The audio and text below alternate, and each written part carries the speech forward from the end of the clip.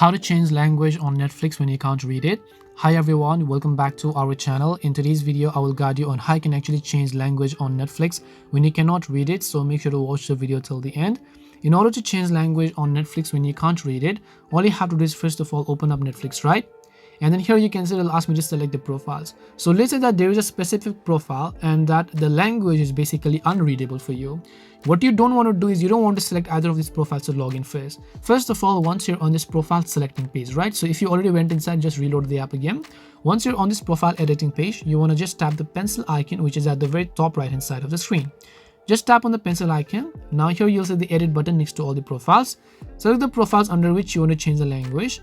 Here you'll find the option called display language, which is at the second option. Now in case you don't understand the language, just look for the second option, trust me, and then just tap on it. And over here you'll be able to see all the languages where you can simply select English. Now if you select Espanol like this, you can just come back and select it to English, and once you set it to English, come back. If you want to change the audio and subtitle language, you can also do that as well, but I'm assuming most of you are talking about display language.